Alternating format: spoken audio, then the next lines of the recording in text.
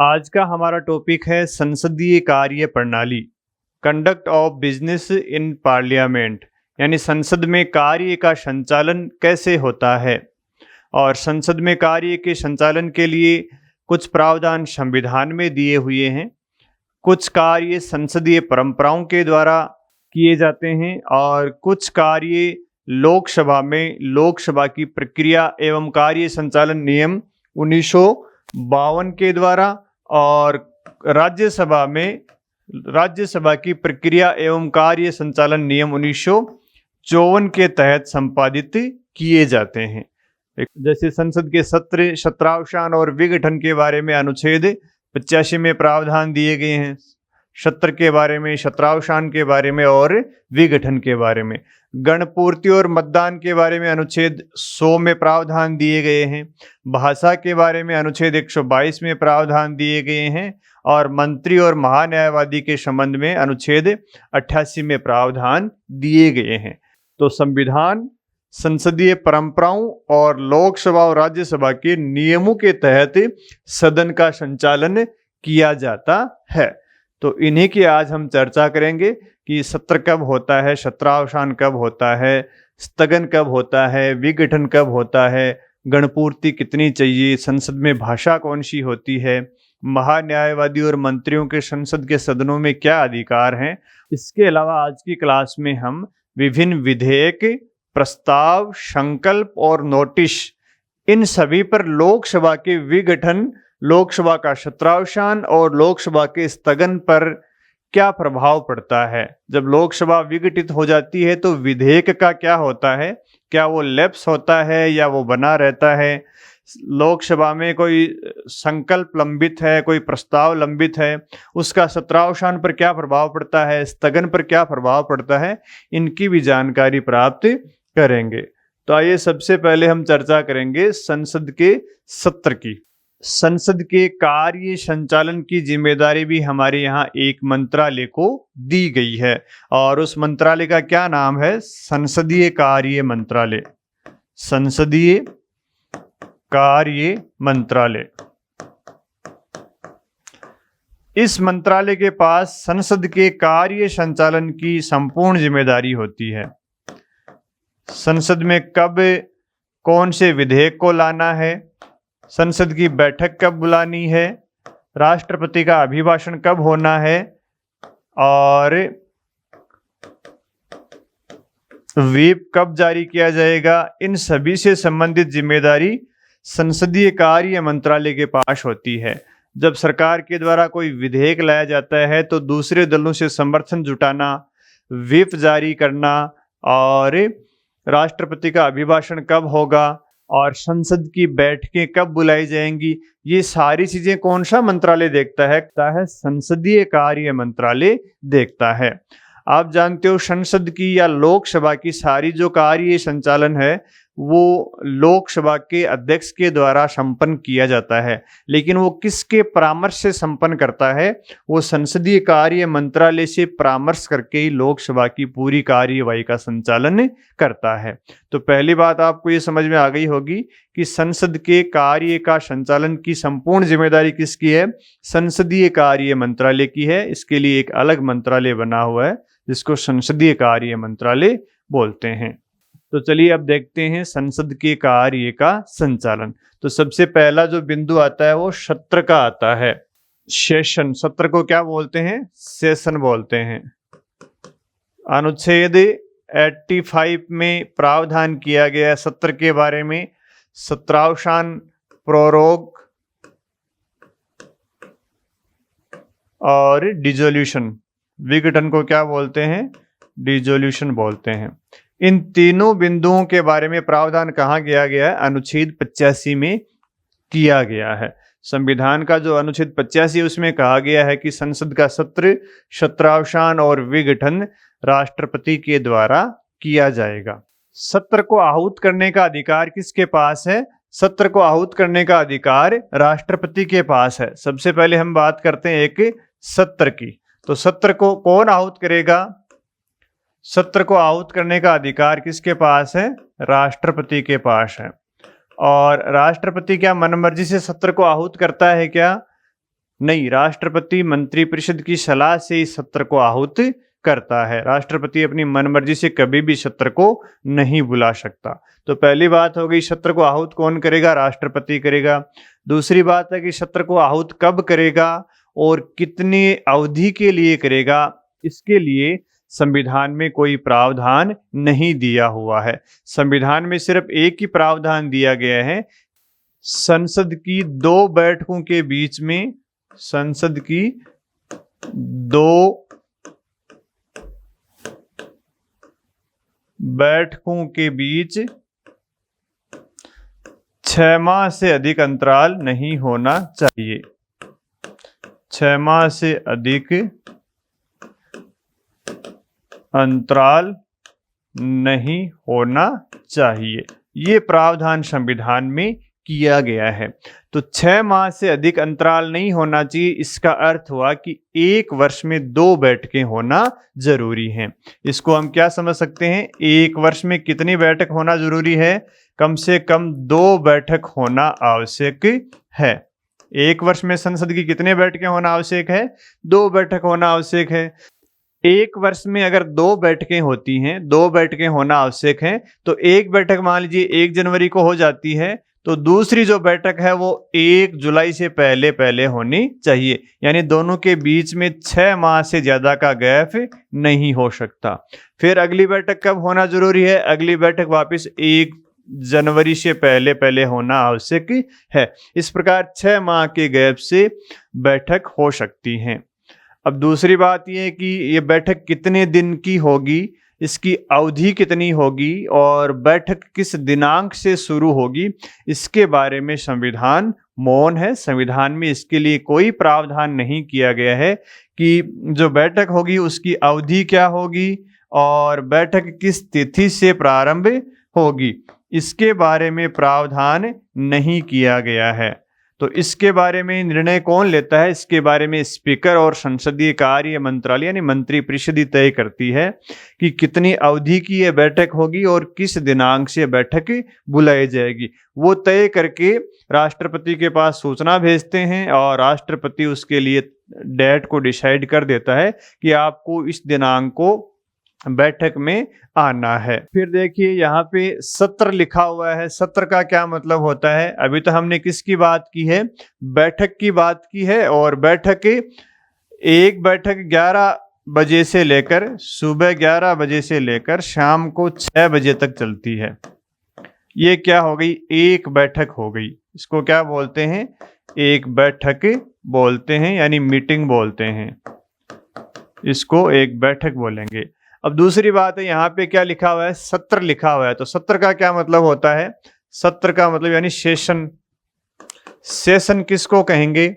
सत्र का मतलब क्या होता है? एक विशेष अवधि में होने वाली बैठकों को सत्र कहा जाता है। जैसे मान लीजिए जो बैठक होती है वो 1 जनवरी से लेकर 10 फरवरी तक चलती है। राष्ट्रपति ने जो बैठक बुलाई है वो 1 जनवरी से लेकर 10 फरवरी तक चलती है। तो ये इस अवधि में जो बैठकें होती हैं, सारी बैठकें, जैसे 15 बैठक हो, 25 हो, 35 हो, इसको क्या बोल देंगे? एक सत्र बोल देंगे, सेशन बोल देंगे। तो सेशन का अर्थ क्या हुआ? सेशन का मतलब है एक विशेष अवधि में होने वाली बैठकें। एक विशेष अवधि में होने वाली बैठकें,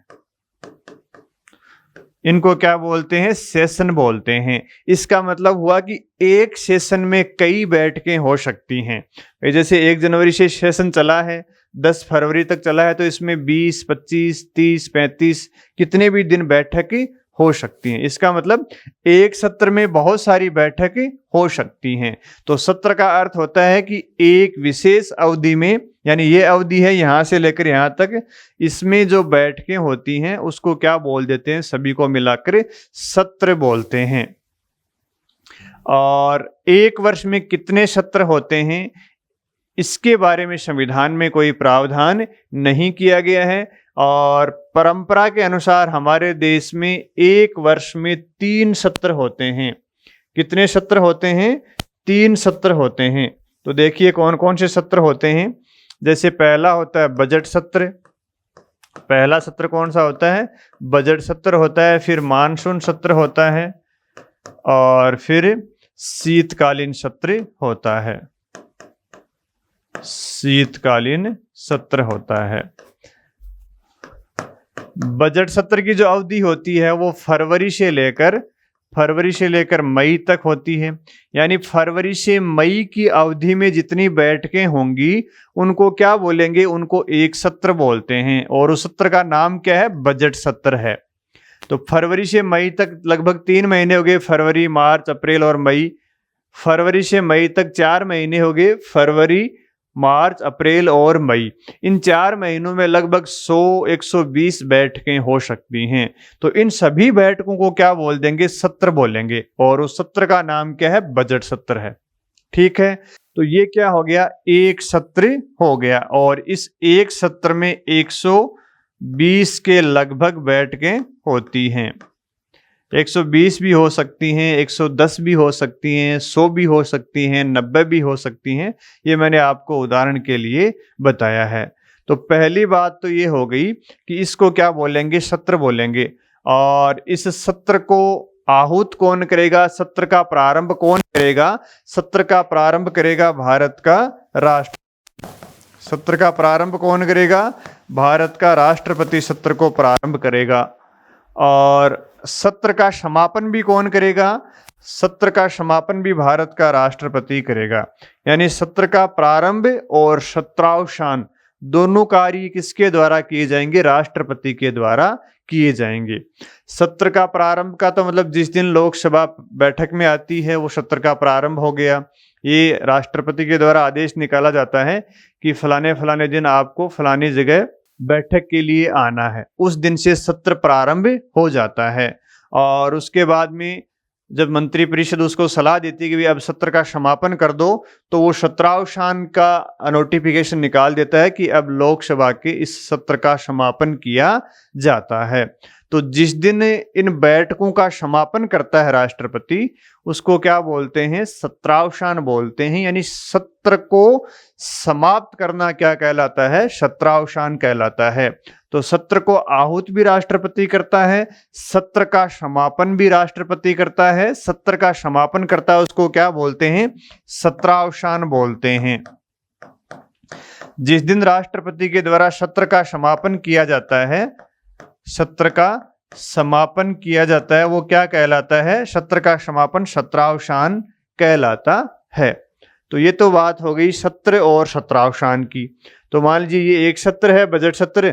फिर क्या करेंगे, दूसरे सत्र में आने के लिए, जैसे जुलाई से दूसरा सत्र जुलाई से लेकर अगस्त तक चलता है, तो यहाँ फिर 1 जुलाई को राष्ट्रपति आदेश निकाल देंगे कि आपको 5 जुलाई से लोकसभा की बैठक में इतनी बजे यहाँ पे आना है। तो वो क्या हो गई, सत्र, दूसरे सत्र का प्रारंभ हो गया। और फिर अगस्त महीने में निकाल देगा कि भाई अब सत्र का समापन किया जाता है। तो फिर क्या हो जाएगा, सत्र का समापन हो जाएगा, सत्रावसान हो जाएगा।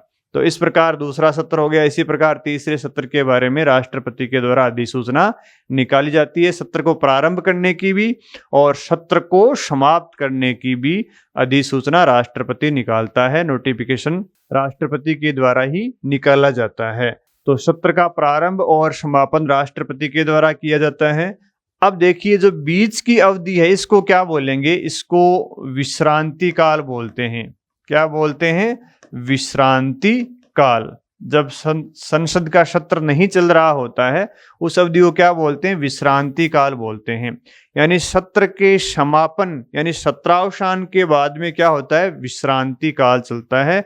रेसेज उसको बोलते हैं, जिस अवधि में अध्यादेश जारी किया जाता है। जब हमने अध्यादेश की बात की थी तो यही तो कहा कि विश्रांति काल में अध्यादेश जारी किया जाता है। इस प्रकार हमारे देश में संसद के 3 सत्र बुलाए जाते हैं और जब सबसे महत्वपूर्ण सत्र है उसका नाम बजट सत्र है, जिसमें बजट पेश किया जाता है। और उसके बाद में मानसून सत्र आता है, फिर शीतकालीन सत्र आता है। सबसे लंबा जो सत्र होता है वो बजट सत्र ही होता है, लगभग 4 महीने चलता है। अब इस 4 महीने की अवधि के दौरान 100 बैठकें भी हो सकती हैं, 90 बैठकें भी हो सकती हैं, ये कोई निश्चित नहीं होता है। सरकार के काम-काज पर डिपेंड करता है कि सरकार के पास कितना काम है, कौन-कौन से अधिनियम बनाने हैं, कौन से विषयों पर डिस्कस करना है। दूसरी बात है कि ये सत्र बुलाए क्यों जाते हैं संसद के? संसद के सत्र इसलिए बुलाए जाते हैं ताकि संसद अपना काम कर सके, और संसद के पास काम क्या है? भाई कानून बनाना संसद का काम है, तो कानून बनाने के लिए बुलाए जाते हैं। देश के सामने कोई विशेष मुद्दा आता है, उस पर विचार विमर्श करने के लिए सत्र बुलाए जाते हैं, नीति निर्माण के लिए सत्र बुलाए जाते हैं, और विभिन्न विषयों पर वाद विवाद करने के लिए सत्र बुलाए जाते हैं। तो ये बात आपके समझ में आ गई, संसद का सत्र क्यों होता है? क्योंकि संसद के पास कई संसदीय कार्य होते हैं, कानून बनाना, विभिन्न मुद्दों पर बहस करना, विचार विमर्श करना, इसके लिए सत्र बुलाए जाते हैं। तो अब आपकी ये बात समझ में आ गई होगी कि सत्र क्यों बुलाए जाते हैं, और ये बात भी आपको ध्यान में आ गई होगी कि एक सत्र में कई बैठकें हो सकती हैं। एक सत्र में क्या हो सकती हैं? एक सत्र में कई बैठक हो सकती हैं। एक सत्र में कई बैठक हो सकती हैं। एक सत्र में कई बैठक हो सकती हैं। और एक बैठक का टाइम क्या होता है? एक बैठक सुबह 11 बजे से लेकर 1 बजे तक चलती है, और फिर 1 से 2 बजे तक क्या होता है? भोजन का अवकाश होता है, और फिर 2 बजे से लेकर 6 बजे तक बैठक चलती है। तो 1 से 2 के बीच में जो अवकाश होता है, ये अवकाश लोकसभा में लोकसभा के अध्यक्ष के द्वारा किया जाता है, और इसको क्या बोलते हैं? स्थगन बोलते हैं। लोकसभा की बैठक का स्थगन करना एडजर्नमेंट बोलते हैं। तो जो स्थगन होता है ना लोकसभा की बैठक का, वो 1 घंटे का हो सकता है, 1 दिन का हो सकता है, 1 सप्ताह का हो सकता है। तो स्थगन अलग होता है और सत्रावसान अलग होता है। देखो, सत्रावसान तो इस सत्र को समाप्त करना होता है, और स्थगन कब होता है? स्थगन देखो कब हो सकता है, जैसे मान लीजिए ये मई फरवरी में बैठक चली, 5 दिन बैठक चली, उसके बाद में 2 दिन का स्थगन कर दिया, और स्थगन करता कौन है? लोकसभा में लोकसभा का अध्यक्ष कर देगा। 5 से 2 दिन की छुट्टी कर दी, 7 तक, फिर 8 को दोबारा लोकसभा बैठेगी। लोकसभा की बैठकों के बीच में जो अंतराल आता है, जो लोकसभा के अध्यक्ष के द्वारा किया जाता है, उसको क्या बोलते हैं? उसको स्थगन बोलते हैं। उसको क्या बोला जाता है? स्थगन बोलते हैं। और स्थगन को क्या बोलते हैं अंग्रेजी में? एडजर्नमेंट बोलते हैं। जब भी सत्रावसान हो जाएगा सत्र का, उसके बाद में लोकसभा की बैठक दोबारा राष्ट्रपति के द्वारा ही बुलाई जाएगी, तब भी बैठक हो सकती है। और स्थगन होने के बाद में लोकसभा का स्पीकर दोबारा बैठक को बुला सकता है।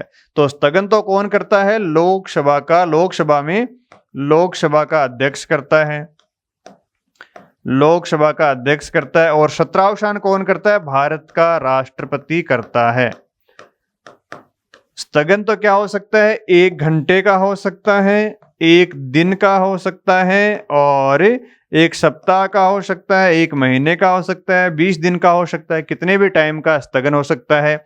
और स्थगन डेली होता भी है, जैसे 1 से 2 बजे तक भोजन का अवकाश होता है, तो यहाँ पर 1 बजे लोकसभा का अध्यक्ष ये स्थगन कर देता है कि हम 2 बजे फिर से सदन में बैठेंगे। तो जब लोकसभा का अध्यक्ष टाइम बताकर स्थगन करता है, तो उसको तो क्या बोलते हैं? स्थगन बोलते हैं। और लोकसभा का अध्यक्ष जब बिना टाइम और डेट बताए स्थगन करता है लोकसभा की बैठक का, तो उसको क्या बोलते हैं? अनिश्चितकालीन स्थगन बोलते हैं, एडजर्नमेंट साइन डाई बोलते हैं। उसको बिना टाइम और डेट बताए जब स्थगन करता है, तो उसको अनिश्चितकालीन स्थगन बोलते हैं। तो लोकसभा का अध्यक्ष स्थगन निश्चित टाइम का भी कर सकता है और अनिश्चित टाइम तक भी कर सकता है। और फिर 6 बजे लोकसभा की बैठक खत्म होती है, तो यहाँ भी लोकसभा के अध्यक्ष के द्वारा स्थगन कर दिया जाता है कि कल सुबह 11 बजे तक सदन को स्थगित किया जाता है, और 11 बजे फिर वो बैठ जाएंगे। तो इसका मतलब स्थगन किसके द्वारा किया जाता है? लोकसभा के अध्यक्ष के द्वारा। और सत्र के समाप्ति की घोषणा किसके द्वारा की जाती है? राष्ट्रपति के द्वारा की जाती है। तब आपको ये बात समझ में आ गई होगी सत्र क्या होता है। एक सत्र में कई बैठकें हो सकती हैं, 20, 25, 30, 40, 100, और विश्रांति काल क्या होता है? दो सत्रों के बीच में जो अवधि होती है उसको क्या बोलते हैं? विश्रांति काल बोलते हैं। सत्रावसान क्या होता है? एक सत्र का समाप्त हो जाना सत्रावसान कहलाता है। स्थगन क्या होता है? विभिन्न बैठकों के स्थगन क्या होता है? विभिन्न बैठकों के बीच में जो अंतराल आता है, एक दिन का, एक घंटे का, कुछ दिन का, वो क्या होता है? स्थगन होता है, जो कि स्पीकर के द्वारा किया जाता है। तो सत्र आहूत कौन करता है? राष्ट्रपति करता है। एक साल में 3 सत्र होते हैं और कितनी कितनी अवधि के होते हैं ये निश्चित नहीं है। ये लोकसभा के स्पीकर और सरकार के बीच का मामला है, वो तय करते हैं कि कितने अवधि का सत्र होगा। स्थगन किसके द्वारा किया जाता है? स्थगन स्पीकर के द्वारा किया जाता है, लोकसभा के अध्यक्ष के द्वारा लोकसभा में और राज्यसभा में सभापति के द्वारा किया जाता है। और सत्रावसान यानी प्रोरोग किसके द्वारा किया जाता है? राष्ट्रपति के द्वारा किया जाता है। सत्रावसान कौन कर देगा? राष्ट्रपति कर देगा। सत्रावसान का अर्थ है सत्र की समाप्ति कर देना, सत्र की समाप्ति स्पीकर करता है। ये 2 प्रकार का होता है। एडजर्नमेंट कितने प्रकार का होता है? 2 प्रकार का होता है। एक तो क्या होता है, टाइम और डेट बताकर स्थगित करता है, उसको तो साधारण स्थगन बोलते हैं। और जब लोकसभा का अध्यक्ष टाइम और डेट नहीं बताता कि कब तक सदन को स्थगित किया है, उसको क्या बोलते हैं? Adjournment. Adjournment sine die, sine die यानी अनिश्चितकालीन स्थगन, अनिश्चित कालीन स्थगन बोलते हैं उसको, जिसमें बिना तारीख और समय बताए लोकसभा का स्थगन कर देता है। और स्थगन का मतलब एक बैठक के बीच में जो अंतराल आता है। और सत्र किसके द्वारा बुलाया जाता है? राष्ट्रपति के द्वारा बुलाया जाता है। और हमारे देश में 3 सत्र होते हैं जिनकी हमने बात कर ली, बजट सत्र, मानसून सत्र और शीतकालीन सत्र। कि ये सत्र बुलाया क्यों जाता है ये हमने आपको बता दिया कि कोई कानून बनाने के लिए, विभिन्न मुद्दों पर डिस्कस करने के लिए, डिबेट करने के लिए, बजट पारित करने के लिए, अनुदान की मांगों के लिए, किसी पदाधिकारी को हटाने के लिए, और विभिन्न प्रकार के संसदीय संकल्प, प्रस्ताव, प्रश्नकाल, इनके लिए सत्र आयोजित किया जाता है।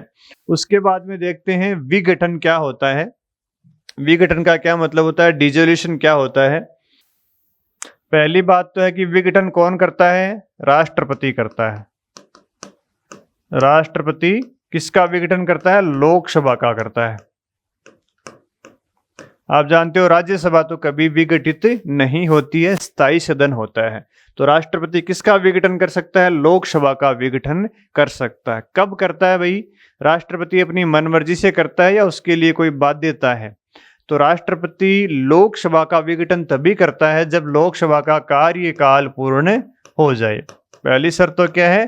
कार्यकाल पूर्ण हो जाए, या 5 कार्यकाल कितने वर्ष का होता है? 5 वर्ष पूरे हो जाएं तो राष्ट्रपति लोकसभा को विघटित कर सकता है। पहली कंडीशन तो ये है। दूसरी कंडीशन है राष्ट्रपति को मंत्रिपरिषद सलाह दे दे। मंत्रिपरिषद की सलाह से भी क्या कर सकता है? विघटित कर सकता है। और तीसरी कंडीशन क्या होती है? जब लोकसभा में किसी भी दल को बहुमत नहीं हो, किसी की भी सरकार नहीं बन रही है, तो राष्ट्रपति लोकसभा को विघटित कर सकता है। तो ये तो लोकसभा की विघटित करने की कंडीशन हो गई। अब हम ये देखेंगे लोकसभा के विघटन का अर्थ क्या होता है। तो लोकसभा के विघटन का अर्थ क्या होता है? विघटन का अर्थ देखिए, लोकसभा की अवधि पूर्ण हो जाना, लोकसभा की अवधि पूर्ण हो जाना, या लोकसभा की मृत्यु हो जाना। सदस्यों का कार्यकाल समाप्त हो जाना। कार्यकाल क्या हो जाएगा? समाप्त हो जाएगा। और दोबारा जब बैठक होगी लोकसभा की तो वो नव निर्वाचित सदस्य ही उसमें आएंगे। पहले वाले सदस्यों का तो कार्यकाल क्या हो जाएगा? समाप्त हो जाएगा। लोकसभा की क्या हो जाएगी? मृत्यु हो जाएगी। और लोकसभा की अवधि पूर्ण हो जाएगी। जो ही विघटित किया जाएगा लोकसभा की अवधि पूर्ण हो जाएगी। दोबारा जो बैठक होगी लोकसभा की तो उसमें नवनिर्वाचित सदस्य ही आएंगे। विघटन होने की दशा में पुराने वाले सदस्य नहीं आते हैं। पुराने वाले सदस्य भी आएंगे तो वो लोकसभा का चुनाव जीत कर ही दोबारा आएंगे। और विघटित होने की दशा में सदन के जो कार्य होते हैं वो कार्य भी सारे क्या हो जाते हैं, समाप्त हो जाएंगे। लोकसभा के सारे कार्य क्या हो जाएंगे, लोकसभा के कार्य भी क्या हो जाएंगे, समाप्त हो जाएंगे। और विघटित होने की दशा में जो बैठक होगी वो पुनः बैठक नहीं होगी। विघटित होने की दशा में पुनः बैठक नहीं होगी। पुनः बैठक किसकी होगी, नव निर्वाचित सदस्यों की होगी।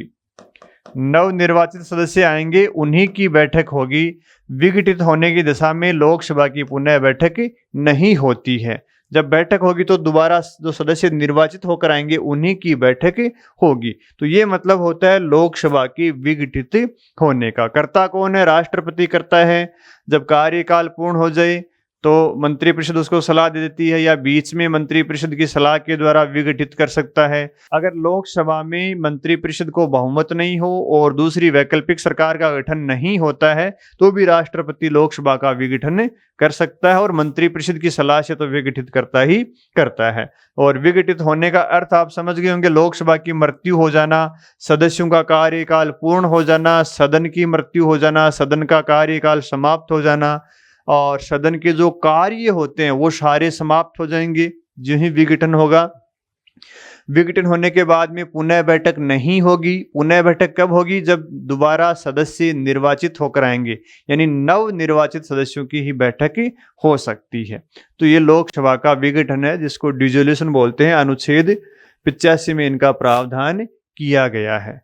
तो अभी तक हमने 3-4 चीजें देख ली हैं। देखो, सत्र देख लिया, स्थगन देख लिया, सत्रावसान देख लिया और विघटन देख लिया।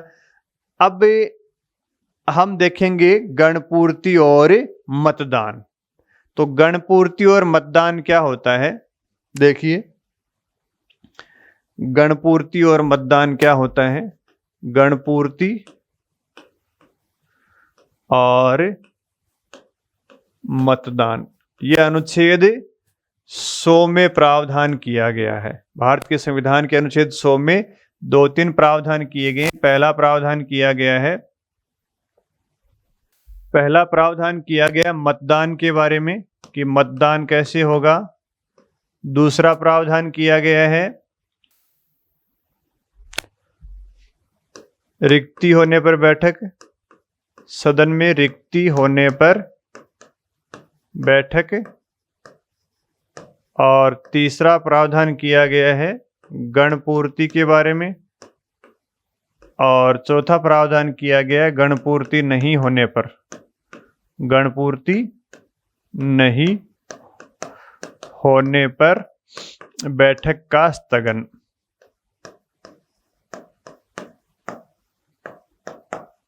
ये 4 प्रावधान अनुच्छेद 100 में किए गए हैं। पहला जो बिंदु है वो है मतदान से संबंधित।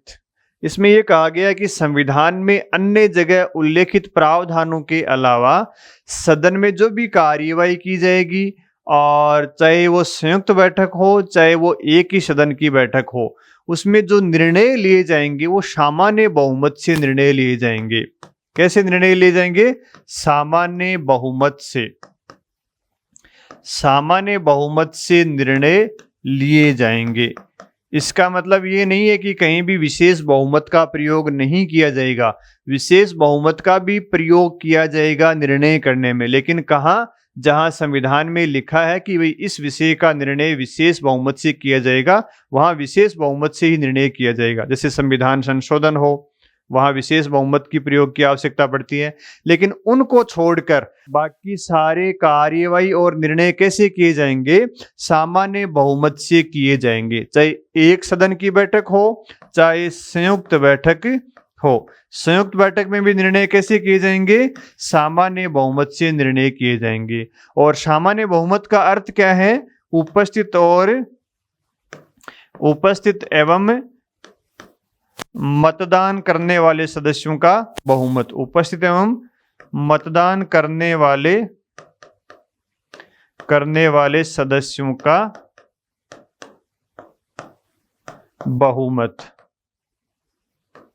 इसको क्या बोलते हैं, सामान्य बहुमत बोलते हैं। लेकिन यहाँ उपस्थित और सामान्य मतदान करने वाले में लोकसभा के अध्यक्ष और राज्यसभा के सभापति को छोड़कर है।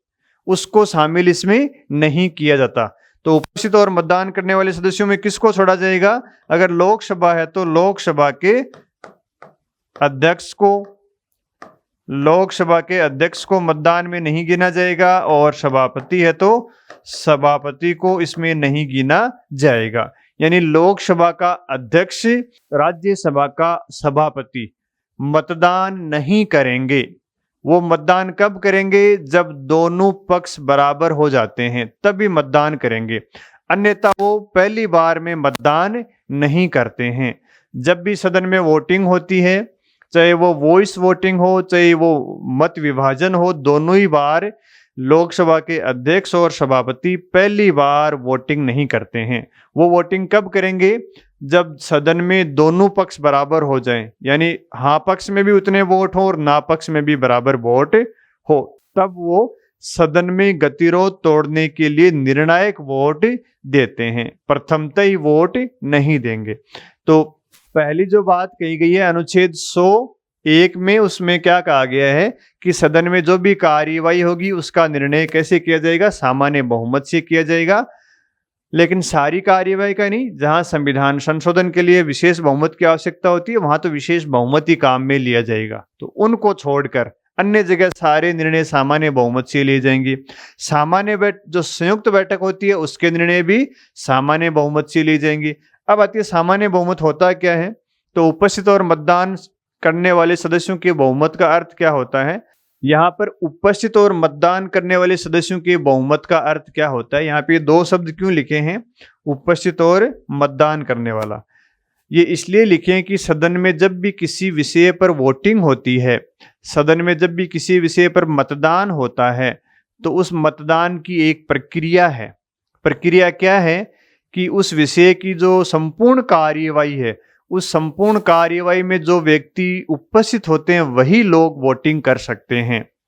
तो इस प्रकार की जब कोई बात आती है, इस प्रकार का कोई जब विषय आता है जिस पर वोटिंग होनी है, तो उस पर चर्चा करते समय पूरे सदन की जो लॉबी होती है, यानी सदन के बाहर का जो गलियारा होता है उसको खाली करवा लेते हैं, सदन के जो गेट होते हैं उनको बंद करवा देते हैं, दर्शक दीर्घा को क्या खाली करवा देते हैं, और सदन में जो उपस्थित सदस्य होते हैं जिन्होंने उस पूरी कार्यवाही में भाग लिया है, सिर्फ वही व्यक्ति वोट कर सकते हैं।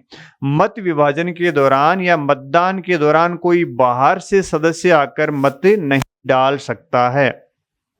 तो इसलिए ये शब्द काम में लिया गया है कि उपस्थित और मतदान करने वाले।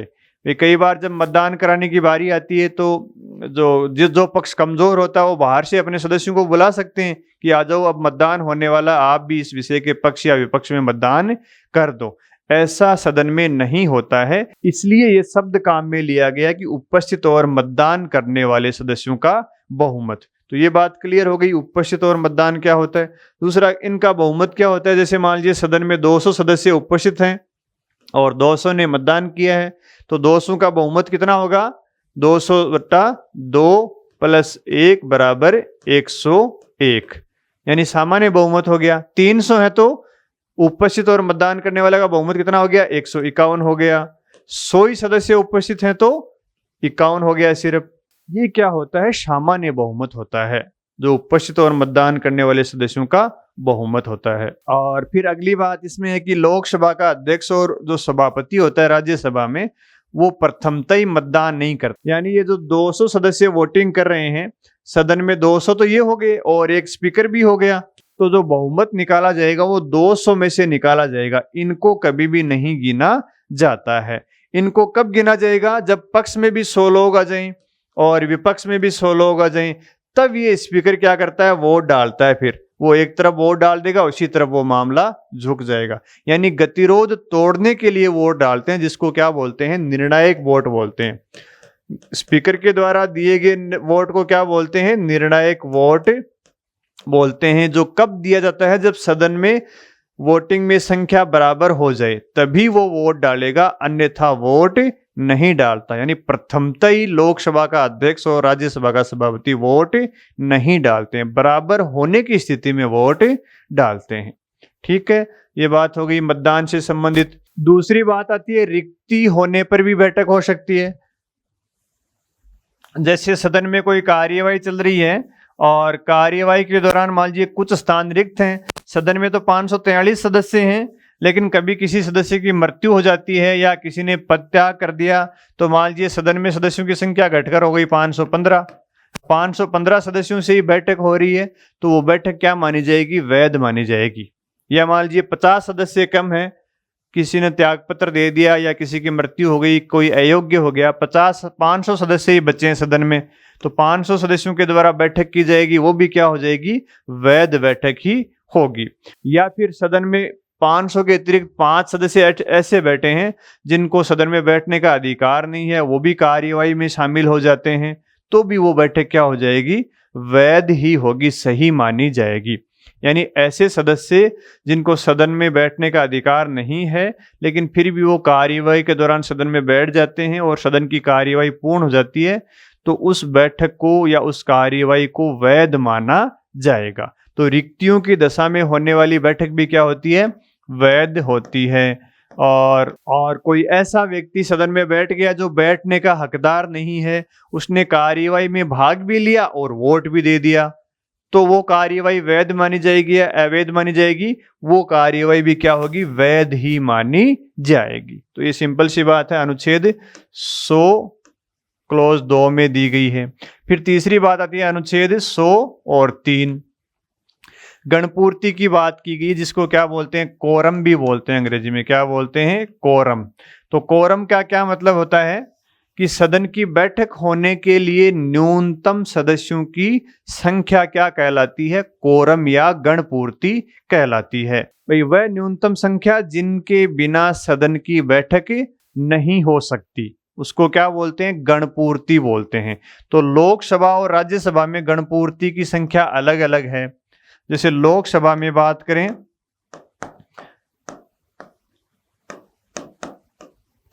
लोकसभा में गणपूर्ति की संख्या कितनी है? 55 सदस्य उपस्थित होने आवश्यक हैं।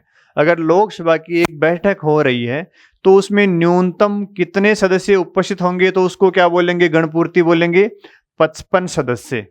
अगर 50 सदस्य हैं बैठक में, तो इसका मतलब उस सदन की गणपूर्ति नहीं हुई, कोरम पूरा नहीं हुआ, तो वो बैठक भी नहीं होगी।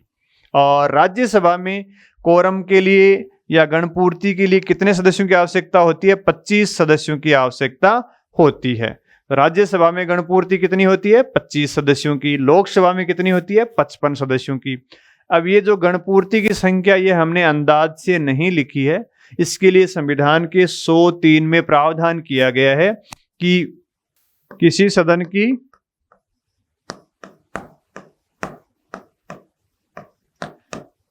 कुल सदस्य संख्या का 1/10 सदस्य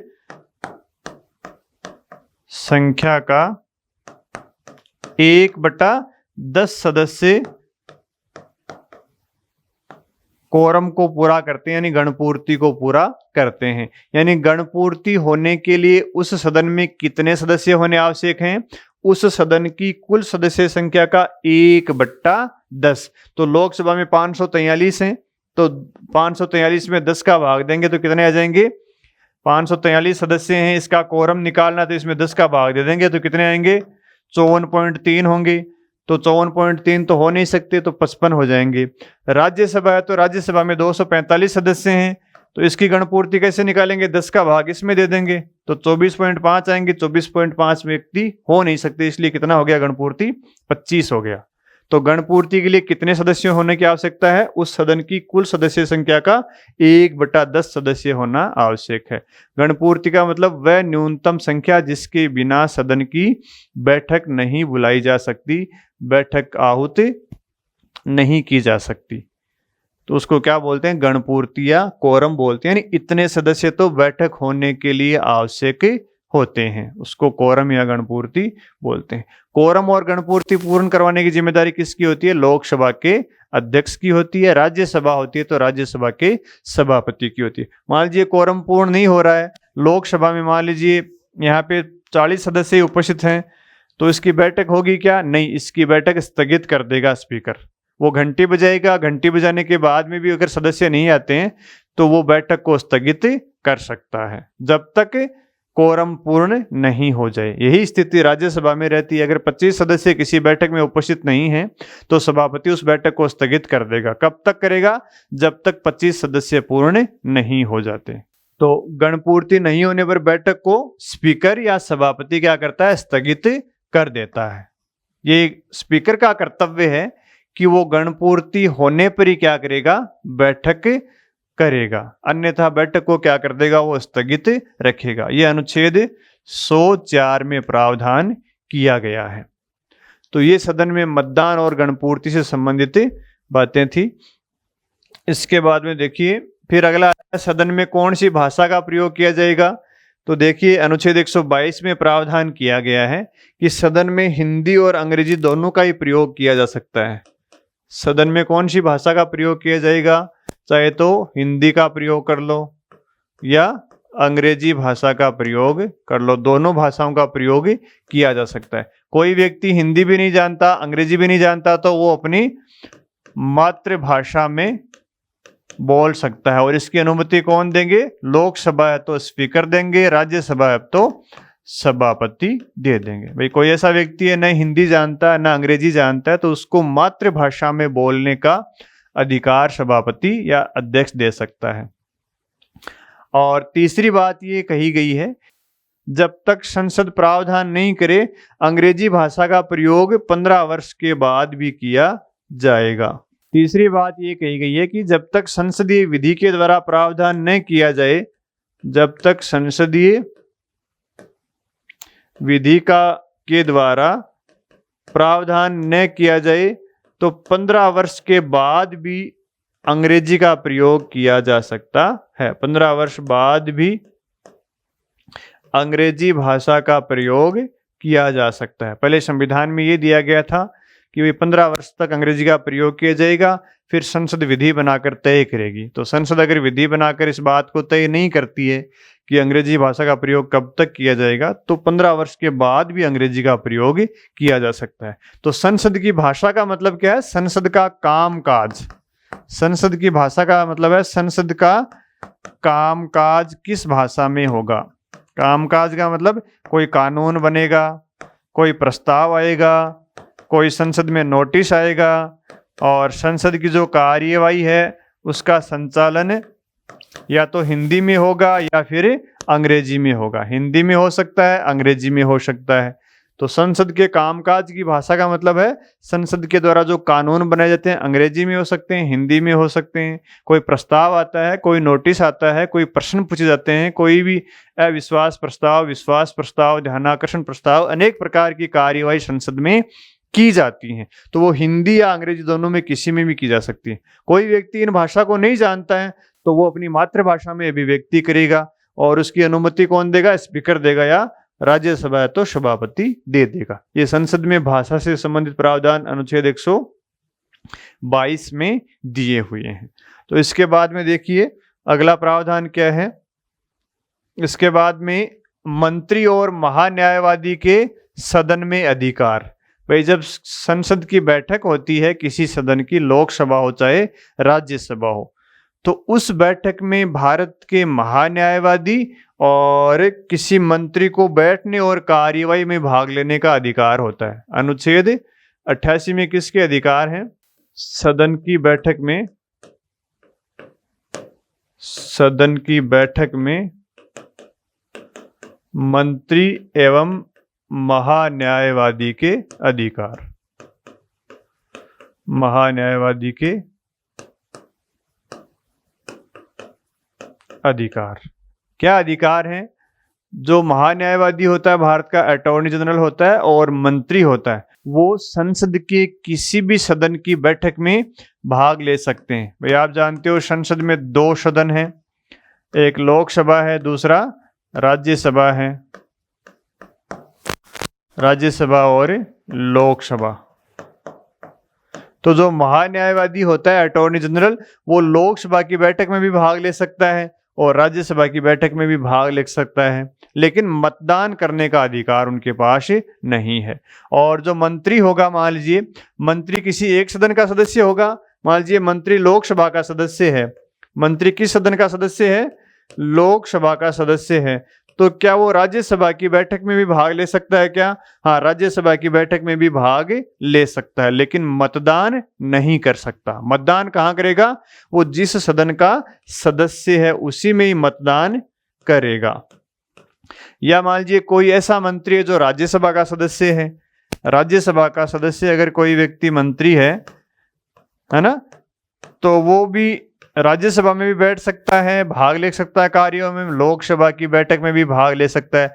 ये सदस्य वोटिंग कहाँ करेगा? ये वोटिंग जिस सदन का वो सदस्य है वहीं करेगा। दूसरे सदन की बैठक में वोटिंग करने का अधिकार नहीं है। तो इसका मतलब ये हुआ कि महान्यायवादी और मंत्रियों को संसद के किसी भी सदन की कार्यवाही में भाग लेने का अधिकार है, लेकिन वोटिंग करने का अधिकार नहीं है। महान्यायवादी को तो वोटिंग करने का अधिकार है ही नहीं, ये तो किसी सदन का सदस्य नहीं है, लेकिन फिर भी सदनों की कार्यवाही में भाग ले सकता है। तो दूसरी बात है मंत्री की। मंत्री जिस सदन का सदस्य है उसमें वोटिंग कर सकता है, लेकिन दोनों सदनों की बैठक में भाग ले सकता है। तो ये बात भी आपको ध्यान में रखनी होगी। अनुच्छेद 88 में प्रावधान किया गया है। अब लास्ट में हम इस बात को जानेंगे कि जब लोकसभा का विघटन होता है या सत्रावसान होता है या स्थगन होता है, तो इन सभी का विधेयकों पर, विभिन्न प्रस्तावों पर, विभिन्न नोटिस और संकल्प पर क्या प्रभाव पड़ता है। कि जब लोकसभा का विघटन होता है तो उसमें जो लंबित या पारित विधेयक होते हैं उनका क्या होता है, उसमें पारित या लंबित जो प्रस्ताव होते हैं, नोटिस होते हैं, संकल्प होते हैं, उन पर क्या प्रभाव पड़ता है, इस बात को हम अभी जानेंगे। तो किस किस के बारे में बात करेंगे? हम विधेयक के बारे में बात करेंगे। विधेयक और संकल्प, विभिन्न प्रकार के प्रस्ताव और नोटिस, इन सभी पर लोकसभा के विघटन का क्या प्रभाव पड़ता है। लोकसभा के विघटन का प्रभाव। और फिर देखेंगे सत्रावसान का क्या प्रभाव पड़ता है, सत्रावसान। और फिर देखेंगे लोकसभा के स्थगन का इन पर क्या प्रभाव पड़ता है। तो पहली बात करेंगे हम विधेयक की, कि जब लोकसभा का विघटन हो जाता है तो विधेयकों पर क्या प्रभाव पड़ता है। कौन से विधेयक पर? ऐसा विधेयक जो लोकसभा में लंबित है। लोकसभा में कोई विधेयक अगर लंबित है, लोकसभा में लंबित विधेयक पर क्या प्रभाव पड़ेगा।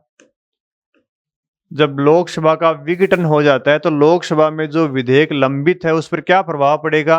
वो विधेयक समाप्त होगा या नहीं होगा? तो उत्तर है वो समाप्त हो जाएगा। क्या हो जाएगा? समाप्त होगा, पहली कंडीशन। दूसरी कंडीशन क्या है? अगर राज्यसभा में लंबित है, राज्यसभा में लंबित विधेयक पर क्या प्रभाव पड़ेगा। लंबित विधेयक पर, राज्यसभा में लंबित विधेयक पर क्या प्रभाव पड़ेगा। जब लोकसभा का विघटन हो जाए तो वो विधेयक बना रहता है। वो विधेयक क्या होता है? बना रहता है। तीसरी कंडीशन देखिए, तीसरी कंडीशन क्या होती है? लोक पारित लेकिन राज्यसभा में लंबित। लेकिन आरएस का मतलब है राज्यसभा में लंबित विधेयक पर क्या प्रभाव पड़ता है। किसका प्रभाव पड़ता है? जब लोकसभा का विघटन हो जाए तो। अगर कोई ऐसा विधेयक जो लोकसभा से पारित हो गया, राज्यसभा में वो लंबित है, तो लोकसभा विघटित हो जाए तो क्या प्रभाव पड़ेगा। वो विधेयक समाप्त हो जाएगा। विधेयक क्या हो जाएगा? समाप्त हो जाएगा, समाप्त हो जाएगा। फिर चौथी कंडीशन आती है राज्यसभा में पारित, राज्यसभा में पारित लेकिन लोकसभा में लंबित, लेकिन लोकसभा में लंबित। इस विधेयक पर क्या प्रभाव पड़ेगा? ये विधेयक भी क्या हो जाएगा? समाप्त हो जाएगा। ये विधेयक भी क्या हो जाएगा? समाप्त हो जाएगा। ठीक है, 4 कंडीशन हो गई। तो इसका मतलब ये हुआ कि विधेयक किसी भी रूप में लोकसभा को टच कर लेता है, वो लोकसभा की विघटन पर समाप्त हो जाता है।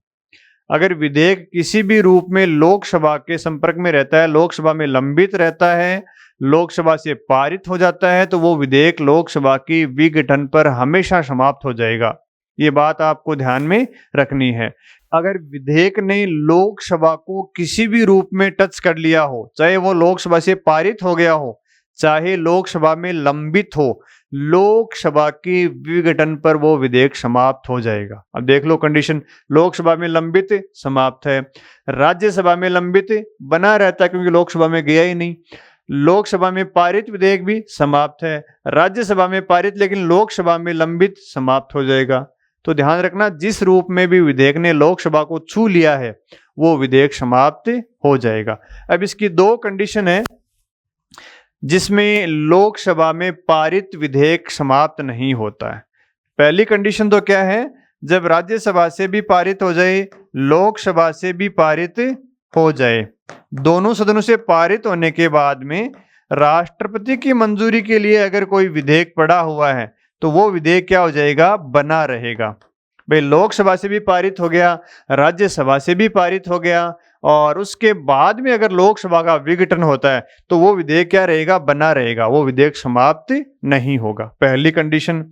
ऐसा कोई विधेयक जो लोकसभा ने पारित कर दिया हो, लोकसभा ने पारित कर दिया हो, राज्यसभा में उस पर गतिरोध आ गया हो, यानी लोकसभा ने जिस रूप में पारित किया है राज्यसभा उस पर कोई असहमति दर्ज करवा दे या कोई संशोधन कर दे, उसके कारण उस विधेयक में कोई गतिरोध उत्पन्न होता है और उसके कारण राष्ट्रपति संयुक्त बैठक बुला लेता है, तो वो विधेयक भी बना रहता है। ऐसा विधेयक जिस पर संयुक्त बैठक बुला ली गई हो और उसके बाद में लोकसभा का विघटन हुआ हो, तो वो विधेयक क्या रहता है? वो विधेयक हमेशा बना रहता है। संयुक्त बैठक जिस विधेयक पर बुला लेते हैं वो विधेयक क्या रहता है? बना रहता है। चाहे वो विधेयक लोकसभा ने पारित कर दिया हो, राज्यसभा में गतिरोध आ गया हो, चाहे राज्यसभा ने पारित किया हो, लोकसभा में उस पर कोई गतिरोध आया हो और उसके बाद में संयुक्त बैठक बुला लेते हैं, तो वो विधेयक बना रहता है। तो 2 ऐसी कंडीशन है जिसमें विधेयक बना रहता है और एक कंडीशन है लोकसभा में विधेयक गया ही नहीं हो तो वो विधेयक बना रहता है। तो 2 तो ये कंडीशन, जब विधेयक मंजूरी के लिए राष्ट्रपति के पास पड़ा हो, उसके बीच में लोकसभा विघटित हो जाए और लोकसभा या राज्यसभा में आपस में गतिरोध होने के कारण संयुक्त बैठक बुला ली गई हो, उसके बाद में लोकसभा विघटित हो जाए, या लोकसभा में विधेयक गया ही नहीं हो, वो 3 ही विधेयक जीवित रहेंगे, अन्य सारे विधेयक लोकसभा के विघटन पर समाप्त हो जाएंगे। कहने का मतलब यही है कि जिस रूप में विधेयक ने लोकसभा को छू लिया है वो विधेयक समाप्त हो जाएगा 2 कंडीशन के अलावा, और तीसरी ये है। ये तो हो गई विघटन के प्रभाव विधेयकों पर। अब और दूसरी बात है विधेयकों पर सत्रावसान और स्थगन का क्या प्रभाव पड़ता है? कोई प्रभाव नहीं पड़ता है। भाई विधेयक आने के बाद में सत्रावसान हो गया है या संसद या लोकसभा का स्थगन हो गया है तो विधेयक बने रहते हैं, विधेयकों पर कोई प्रभाव नहीं पड़ता है, सिर्फ विघटन की दशा में विधेयक समाप्त होते हैं। इसके बाद में अपन देखते हैं, देखो इनके बाद में प्रस्ताव और नोटिसों पर क्या प्रभाव पड़ता है। प्रस्ताव और नोटिस और संकल्प पर तो देखिए 3 माध्यम और हैं संसद की कार्यवाही के संचालन के, संकल्प हैं, प्रस्ताव और नोटिस। तो देखिए संकल्प, प्रस्ताव और नोटिस लोकसभा के विघटन पर तीनों समाप्त हो जाते हैं।